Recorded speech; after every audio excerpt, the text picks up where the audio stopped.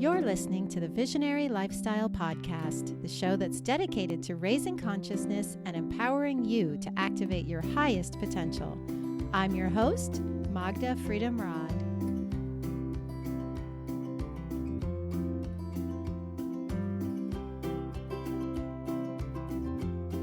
Today's guest is Jennifer Partridge. Jennifer is an author, yoga instructor, and wellness advocate, as well as a tapping expert, teacher, and coach. Jennifer has traveled the world studying the ancient knowledge of yoga in remote locations, monasteries, and in tribal villages across India, Nepal, Thailand, and Indonesia. In this interview, we talk about EFT, aka tapping, yoga, conscious eating, and the value of slowing down. Enjoy. Jennifer Partridge, welcome to the show. Yay! Hello, Magda. Good to be here. Hi, honey. So glad you could make it. Thank you for making the time. I wanted to get started. There's a lot of things I want to talk about today. We're so aligned in, I believe, a lot of our beliefs. And I love watching you move in the world and all the gifts that you're bringing. I wanted to start with asking you about your book, Dream Awake. You're an author. When did you publish it and what's it about? I published it.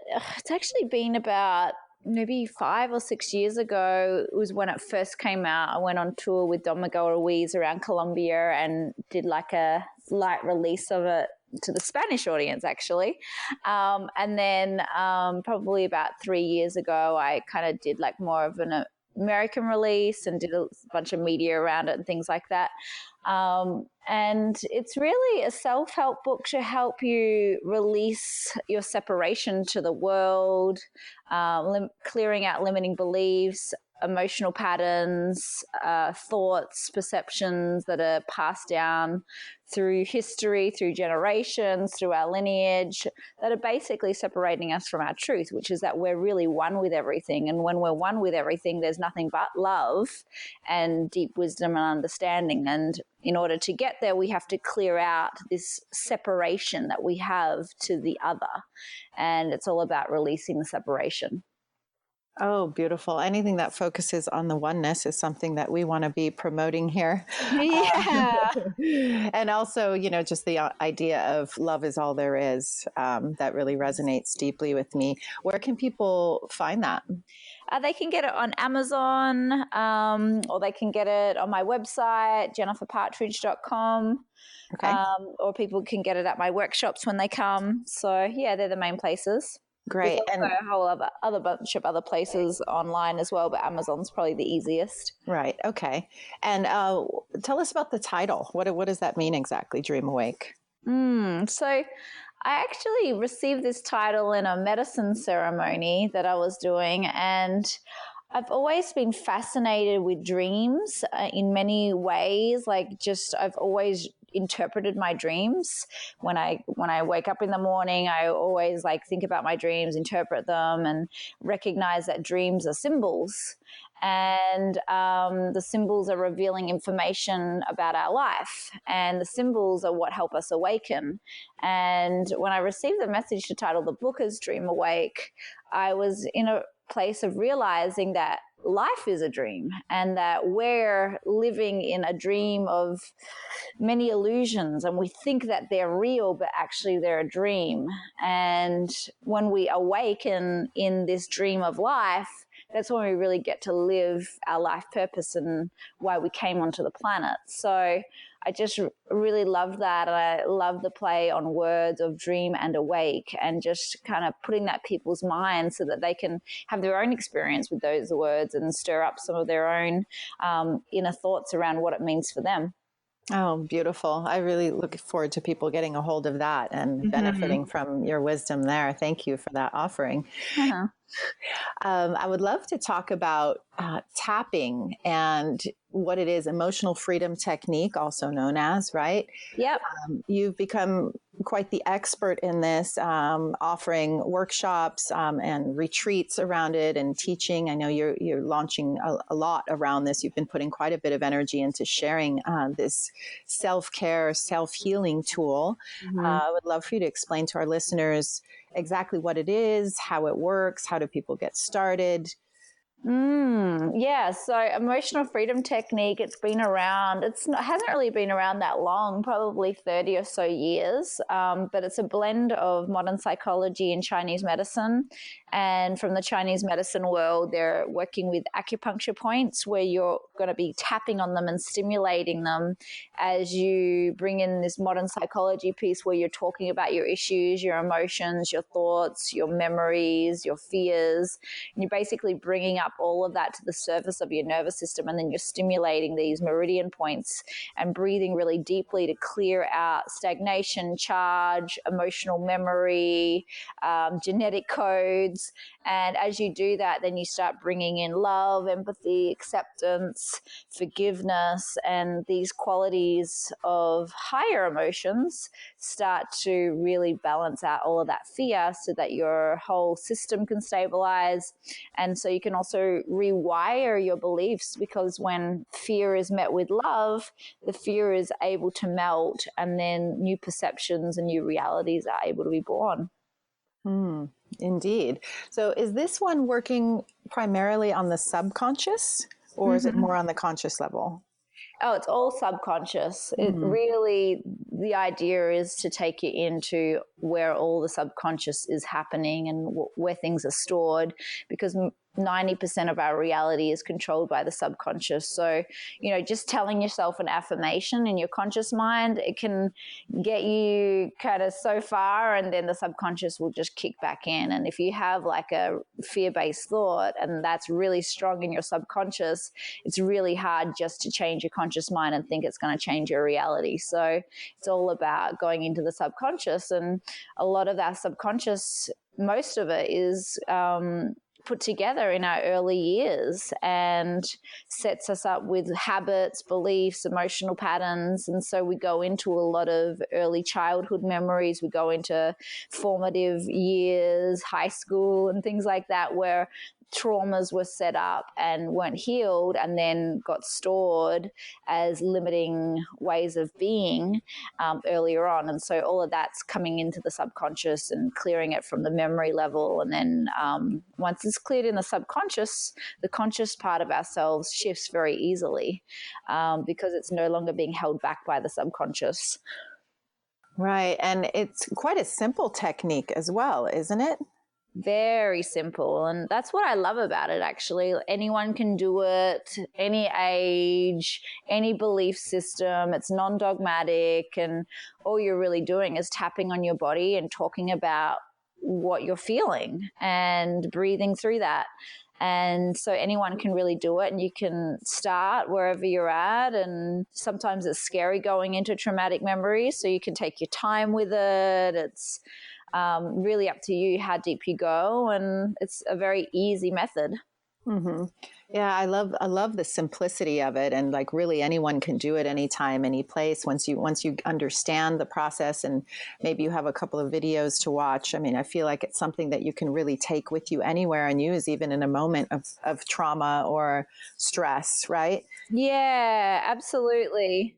Totally. And that's why, I create these 20-minute they're called power taps, and I put them out once a week in my newsletter. And they're around different topics, and that's all you really need. Sometimes you just need a little shake it out and you're good. And because it's easy to get bogged down in our day-to-day. Something comes up and then we just hold on to it. It's hard to let go of, but if you do just a quick little tapping session on it, you can clear it and move forward in your day.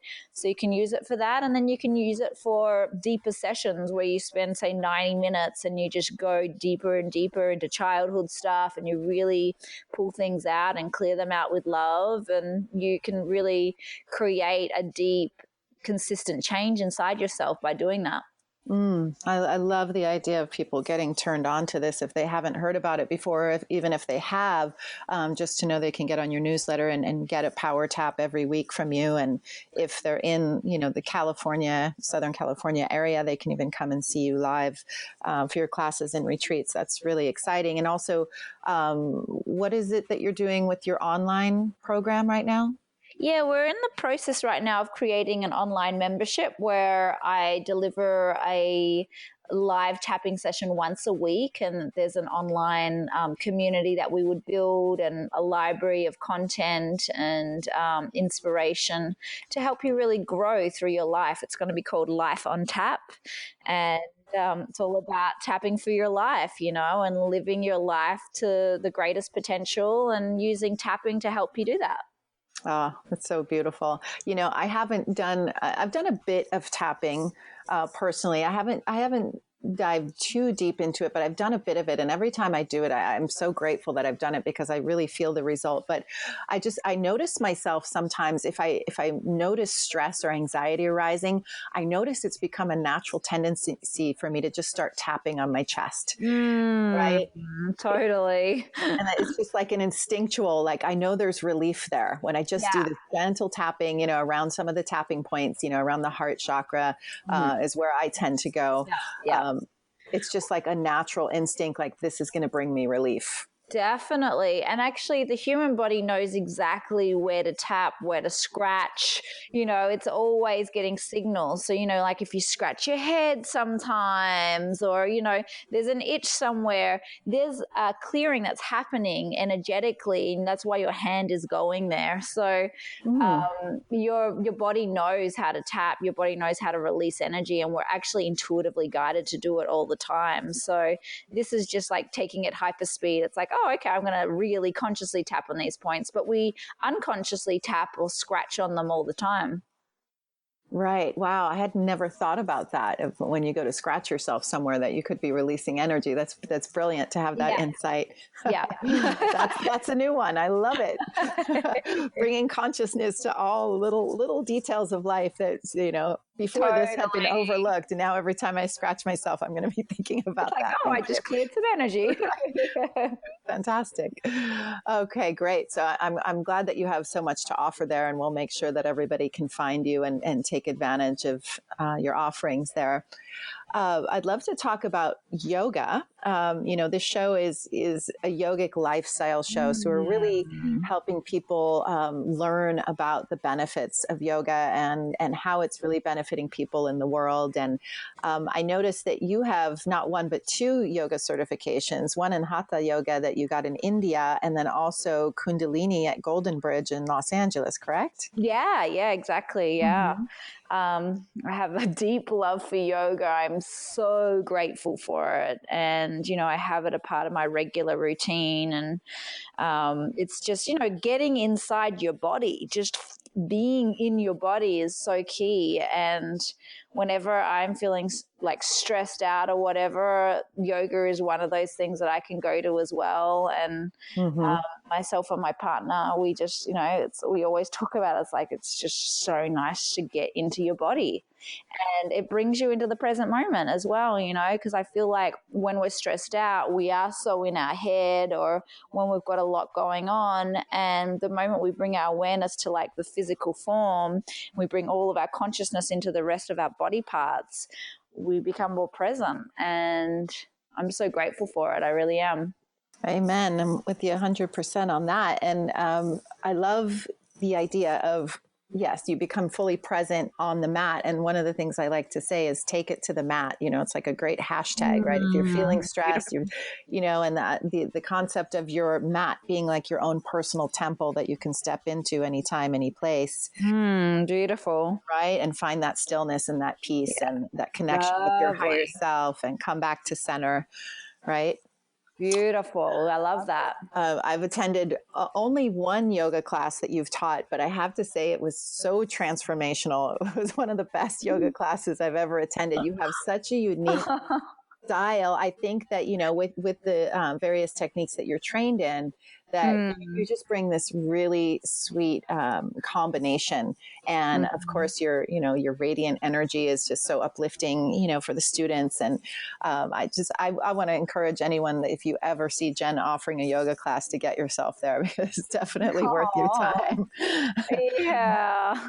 No, it is nice. I love blending the Kundalini with the Hatha. It's a nice combination of breath work as well as posture, and then meditation, and even the chanting I love as well. So yeah, it's a nice combo. Well, one of the things that stuck out to me in that class was how you integrated the group, how you brought everybody so close together, like physically. We did a couple of poses where everybody was, I think we were sitting in a circle and we were all touching, and it just made it so intimate. And it just made it such a deeper, richer experience. And I would imagine for some people that may cross a boundary of comfort, right? Yeah.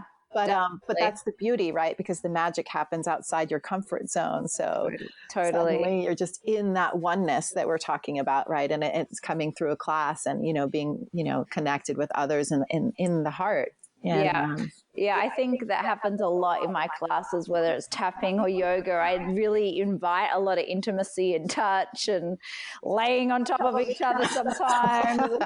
It's a love fest. It's a love fest, yeah. But it's all held in a safe container, and it's an opportunity for us to surrender and recognize that, we're safe and that we're supported, and that human connection is such a vital piece for our love and for our enjoyment in life. And being able to connect with others is such an important piece. And I feel like it's so important to bring that into any practice I teach. Yeah, beautiful. I appreciate that you're really bringing that, you're delivering that for people. It is so important. So many people, especially in the modern day and age with technology, and so many of us are isolated and secluded from others. So what a beautiful opportunity to come together and be in community. Yeah, totally. Well, thank you. So another question about yoga is, as we're talking about the personal benefits that we can witness through the practice, how do you see yoga benefiting the world? So from the microcosm to the macrocosm, how can more people doing yoga better the world? Well, I feel yoga is the tool that allows us to know ourselves deeply inside. And when we know ourselves deeply inside, then we're less traumatized by what happens outside of ourselves. And as that happens, we have more space to hold for each other and more love to give. And I feel like that really does come from a place of knowing yourself, and knowing yourself is loving yourself. And yoga really takes you to that place. So I really see it as a place of bringing great change through self-love. Oh, so beautiful. I love that you brought self-love into the conversation. That's something that I do say often when I teach my classes, is, really acknowledging my students for, displaying such an incredible act of self-love just by showing up to practice yoga. I'd love to talk to you a bit about food. I believe that I'm a huge proponent of conscious eating. Yeah, I love that. I know that food is you make a pretty clear distinction with your food choices as well. Are you all plant-based? Yeah, I'm all plant-based. Okay. And can you talk about why you made that choice, why it's important to you? Yeah, I've been all plant-based for about 10 years now, and when I first made the choice, it was mainly to do with the animal cruelty and just how animals are treated through the production of food, and watched a bunch of videos and was just really mortified by the treatment. And, these are living beings, and just started to think that, maybe I don't need this. And then I had a boyfriend slightly after I had become vegan, and he was like a raw vegan and totally committed to it, and did a lot of speeches around it, wrote books on it, and I really started to discover the health benefits of it then. And it just really matched, my belief in not hurting animals, as well as wanting the body to feel really good and alive. And so I started to embrace a vegan diet, and I feel like there's no end to my growth with my diet as well. It's not like, oh, this is all I'm eating and that's it. Like, I continue to refine it as well, and I continue to see how things are affecting my body, and I recognize more and more how every ingredient I put in my body has so many components that affect my digestion, affect my emotions, numb my emotions. And so I am continually refining my diet even now. Even though I'm already on a plant-based diet, I continue to shift it and listen to my body more and more, and what's it really telling me, and what do I need to put in my body to actually make my body heal more, and all of that. So it's a continual journey. Yeah, I love how connected you are to your body. You can really hear how integrated you are. And when you talk about listening to your body, I think that's something that in some cases can be misleading if you don't know yourself really well. For example, sometimes people will think that they're craving meat, right? And say, well, my body says I need meat, and, I need to be grounded. To which I would respond, well, maybe you really just need some salt, because maybe you're craving minerals, and maybe you need to do some root chakra practice, right, to get grounded. Yeah, totally. Mm-hmm. And it's such a touchy topic as well. It's a hard topic to talk to someone about, especially, if they're really committed to their ways as well, because you can't convince someone out of anything. So I'm always inspired by your advocacy and your commitment to sharing the knowledge, because it's such a touchy subject with so many people. And it's a deep practice of mine, living a vegan lifestyle. But sometimes I'm even afraid inside myself to come out so vigorously about it and educate people about it, because there's a lot of pushback on it as well. So I'm more quiet about it in my own lifestyle. And obviously I make videos about vegan living and things like that, but you're really taking it to the world, and I'm so grateful that there's people like you that's doing it, because the world really needs it. Well, thank you. It's funny you say, because I definitely notice that in the work that I do, that there is a lot of resistance is the word that I'm going to use, is resistance, because it's my observation that there's so much social conditioning that eating animal products is a necessity for our well-being and for our health. And, my belief is the polar opposite of that. And my research shows the polar opposite of that. And it is like pushing a boulder uphill sometimes, trying to get people to understand that. And, it's one of my intentions with this podcast is hopefully we can just be planting some seeds for people, and also just really certainly never intentionally coming from a place of judgment with people that are still choosing to eat animal products, and just understanding that everybody is where they are on their own journey, to awakening, to evolution, to transformation. And it is a personal choice. And sometimes, somebody can say, live and let live, like that you can make that choice for you. I don't judge you. I can, we can all make different choices. And one thing I like to bring into awareness around that is, yes, and we're all affected. We, being the human population, are all affected by each other's food choices, more dramatically than a lot of other choices, the personal choices that we make, because there is such a huge environmental cost associated with animal products and the production of them, and how resource intensive they are, just really destroying the planet. And it's important for people to make that connection. And that's a huge part of, my advocacy is raising awareness about that element, that this is one that does affect all of us. So I like people to understand that. Actually, I've got a question for you, because it's something that I've struggled with personally. I just got a little puppy. He's like 12 weeks old. He's a total sweetheart, little chihuahua.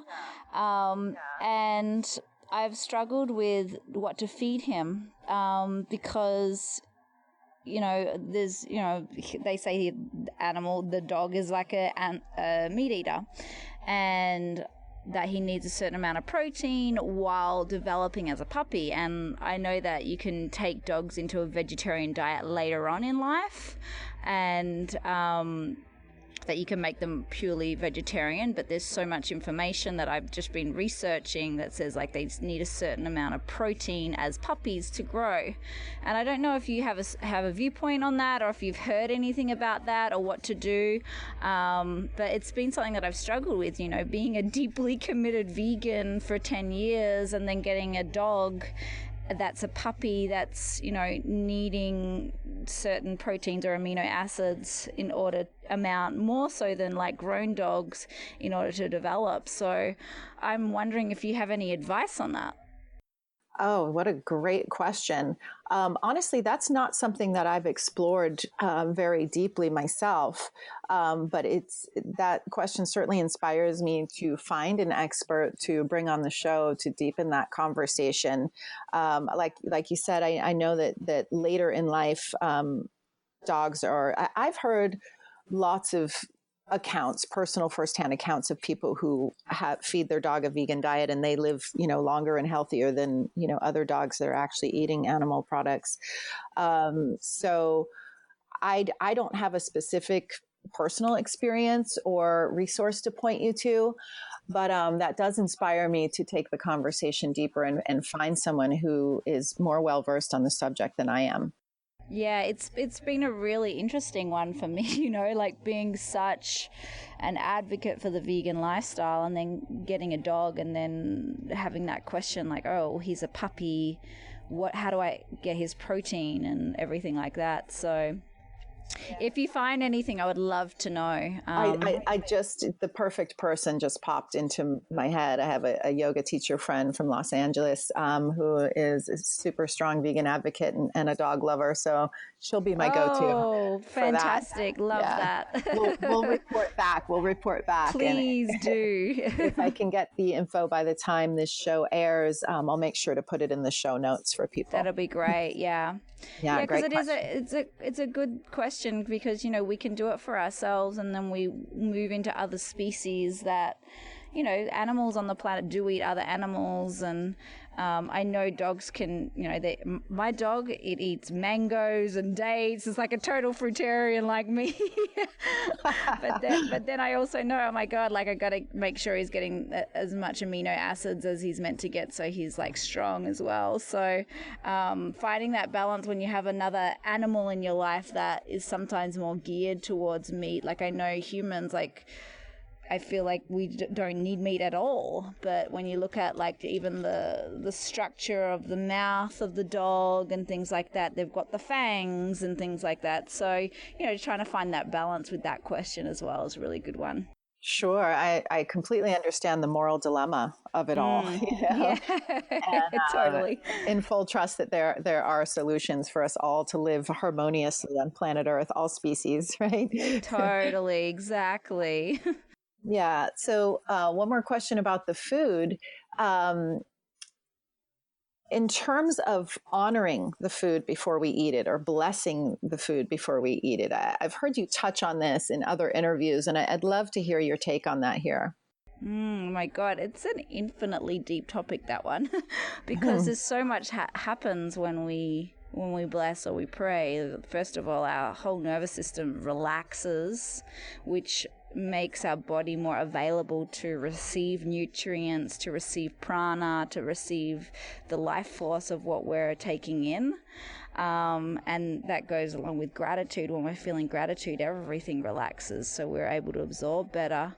And then just recognizing our part in the whole, a part of the circle, part of creation where everything moves through us, because even plants have emotions and they feel, and coming in tune with that, because we're ingesting them, they're changing form, they're basically reincarnating into a new expression in our bodies, and just giving gratitude to that whole cycle which we're a part of. And we also will die and our bodies will go back into the soil, and that energy will reincarnate into nutrients for the plants to grow. So just being able to bring that awareness of gratitude to the cycle is so important, and being able to do that a few times a day is so nice because it reminds us of the greater picture as well. So I'm so grateful for that.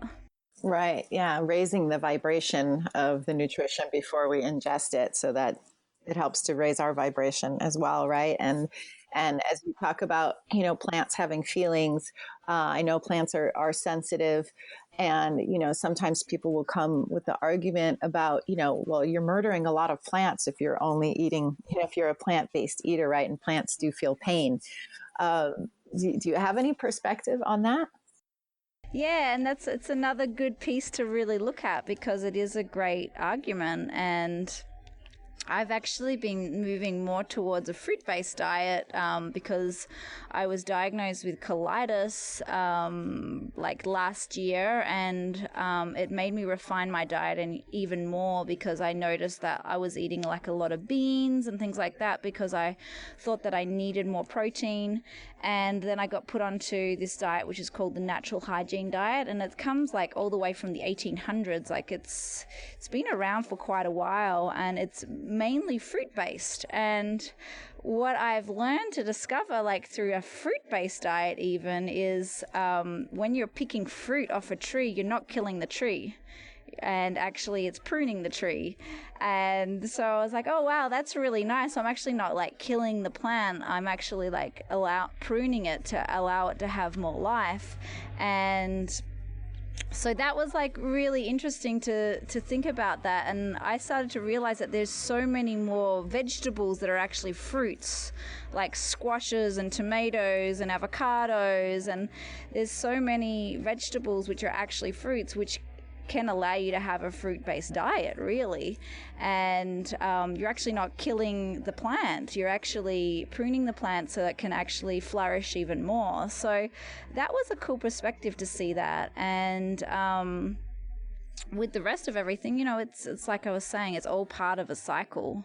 So just that's why praying before your food, because it is, you're taking something from creation and you're turning it into a new type of energy in your body, and it's being used for good. It's being used to create more life through you so that you can do good in the world, and that's part of that cycle. And so I recognize, even if we are eating, some kale or some greens or veggies that aren't fruits, and that you are taking the life of that plant, and gratitude to that as well. Gratitude to that part of the cycle, and recognizing that it's all part of the cycle. And it's a really good thing to look at, because, as like an animal advocate of like, don't hurt the animals, it's happening, we're eating the plants as well. So it just kind of opens my perspective to just bringing more gratitude into the picture around it all.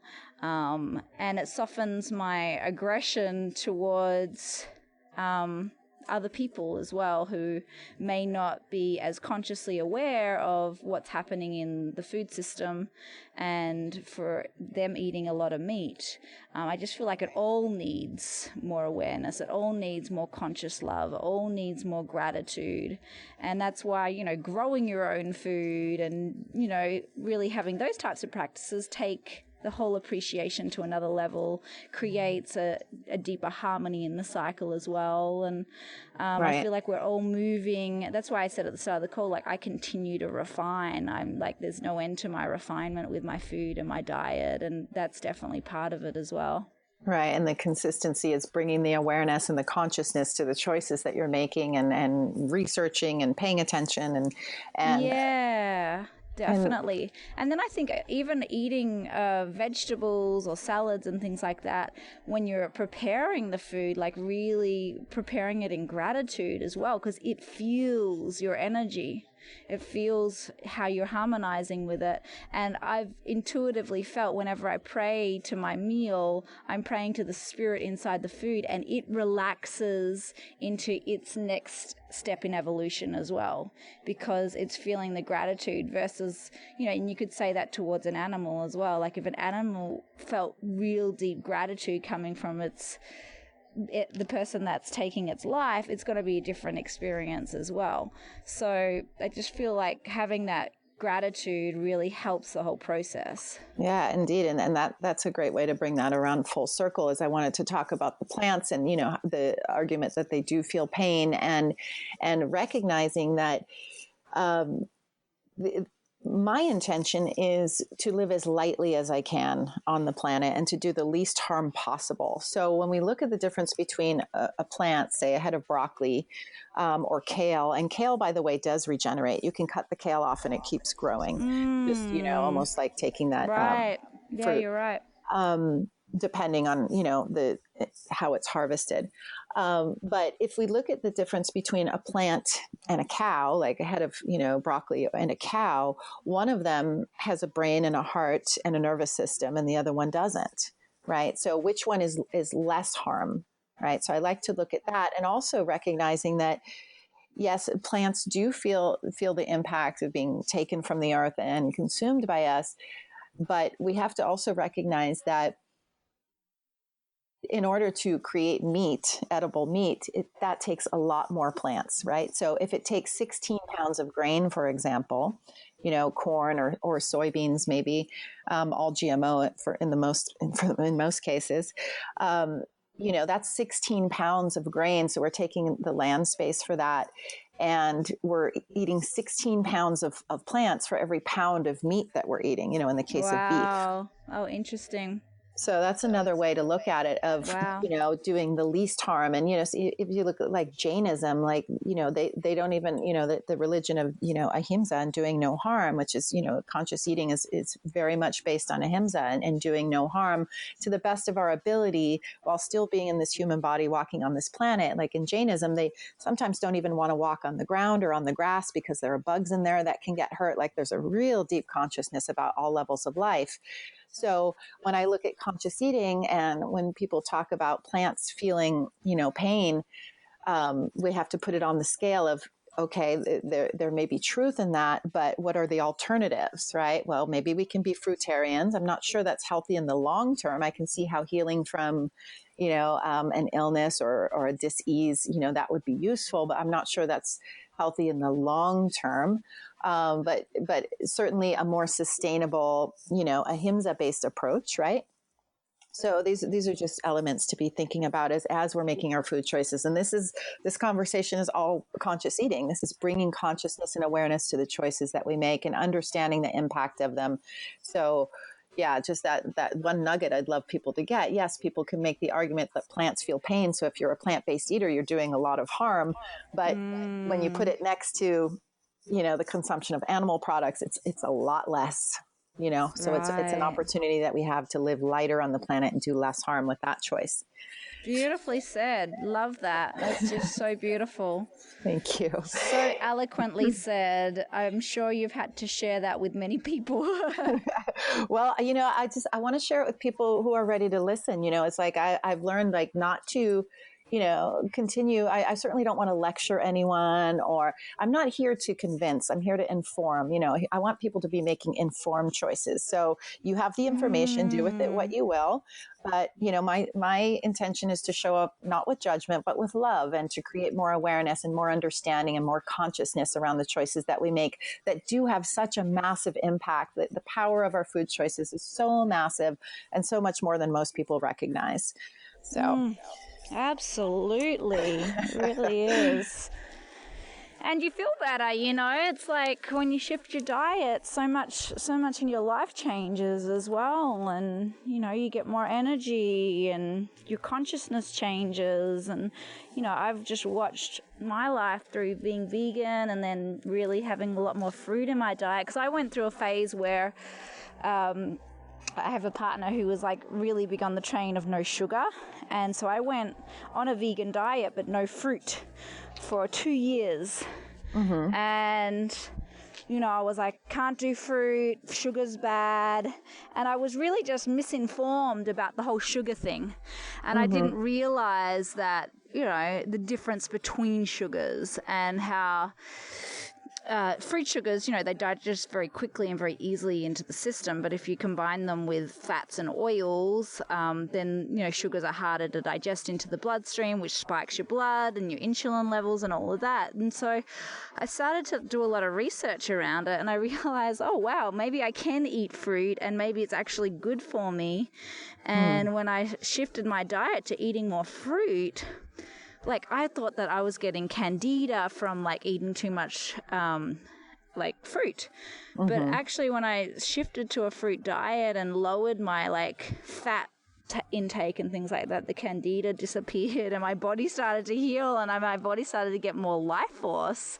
And I realized like, wow, this whole don't eat sugar thing it doesn't have like all of the education behind like the difference between sugars and things, and people are just taking it as a blanket statement and cutting out all of this fruit, which is actually really good for our body, very healing for our body, very healing for our intestinal tract, and gives us instant energy. And so it's continually refining for me to learn these things, for sure. All right. It's beautiful to get your take on it. And yeah, sugar is a huge issue. I have a whole lesson dedicated to it in my e-course, because there are so many people that are addicted to sugar and the wrong kinds of sugar. Wrong kinds. Yeah. So, yeah. Yeah. Exactly. It's about breaking down what's the healthy sugar, what's the unhealthy sugar, and, getting a handle on the addiction, which so many people are struggling with. So yeah, exactly. Yeah. I would love to ask you about your morning. Do you have I love to hear from these conscious people that I'm having on the show. Like, how do you start your day? Do you have a morning ritual? Well, my morning ritual right now is I actually laze in bed because we got this new puppy. I used to like get up much earlier and just like snap into the day, but after having the colitis, a lot of my rhythms and patterns changed, and I realized that I was like trying to do too much. So I had a very strict practice, yoga, and like getting up really early, and then going to bed really late and working. And so my habits have changed a lot since healing this colitis. And myself and my partner, we snuggle in the bed for like 30 minutes in the morning with our puppy, and it's like sounds like heaven on earth. It is like the most dear new habit that we've got. We've had him for like 4 weeks now, and it's just like one of those heart-opening things that you do in the morning that we love to do. So we bring him in the bed because he sleeps next to the bed, and then we just snuggle for half an hour and we create a little love bubble, the three of us, and that's the start of the day. And then after that, I mix it up. Sometimes I'll do some yoga, sometimes I'll do meditation, sometimes I'll go for a walk, just kind of get in my body a little bit, and then just kind of look at the larger spread for the day. But my whole pattern right now, and this probably isn't the pattern for everyone, is just really slowing down. I'm like slowing down a lot of stuff in my life. I'm still accomplishing so much, but I feel like being in the West, there's a lot of like, you got to get this done, and pressure that we put on ourselves, and that really led to a lot of stress for me. So slowing down is meditating, slowing down is doing yoga, slowing down is doing tapping if I feel triggered by something, and all of that slowing down allows me to be in the present moment. Because if I'm racing ahead with my thoughts, with all of these ideas that I've got to achieve all this stuff, then I'm not in the present moment. So I'm just like, I have this new kind of intention that governs my days, which is just slow down. I love that you bring that perspective, because I know you've spent quite a bit of time traveling the world and in different cultures and studying them and reporting on them. And so that, your global perspective is really valuable on that, how you really point out in the West, we're all kind of in this go, go, go mode, right? And maybe in some other cultures, the slowness and the stillness is more present in the day to day. Yeah, and then we start to realize, like, why was I rushing in the first place? I'm alive, and that's the most beautiful thing. Like, what am I trying to achieve? What am I trying to get to? And I felt like in the past, and this is just for me, like I was using my practice as a way to like achieve more, but then I came to a level of like, why am I trying to achieve so much?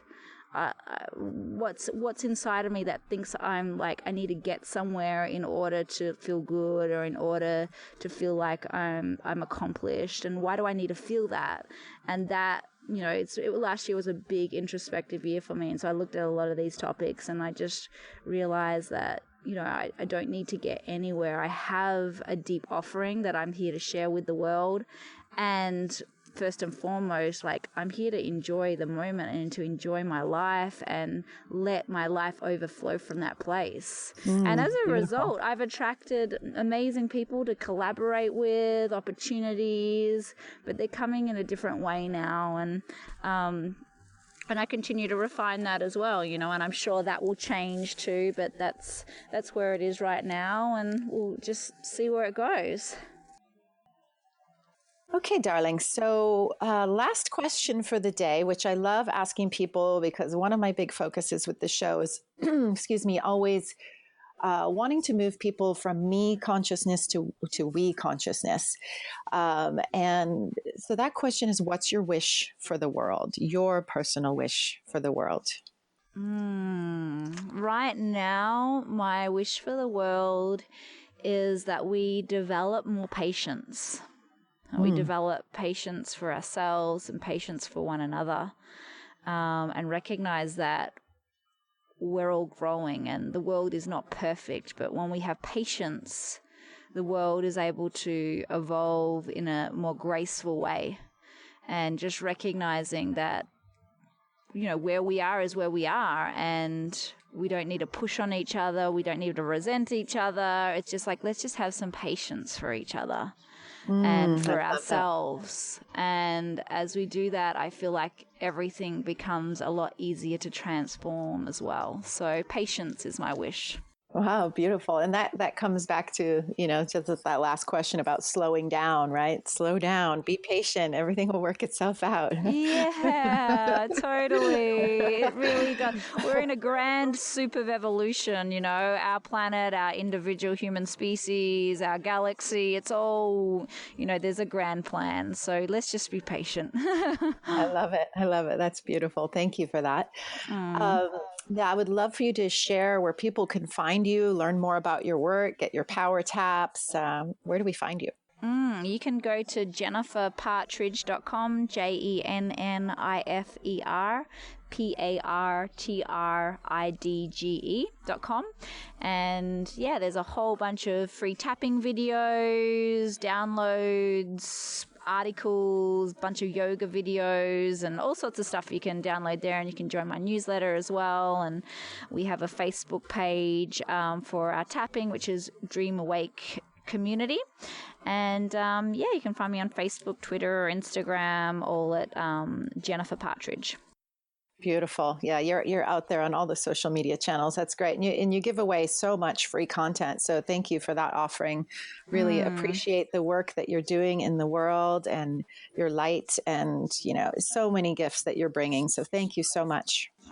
Thank you, Magda. I'm so grateful for your offering as well. And I see you, I recognize you. You're doing powerful work. And any way I can continue to support your offering, I'm in. So thank you. Oh, thank you, honey. Namaste. Namaste. Today's episode is brought to you by the Conscious Eating 101 e-course. This is a 6-week online course aimed at empowering you to make food choices that are in alignment with your values. The program is based on ahimsa, also known as non-harm, and helps you make every bite that you take an expression of love, self-love, animal love, and planet love. The course offers 15 lessons and 20 nutritious and delicious recipes and is offered over 6 weeks that you can do at your own pace.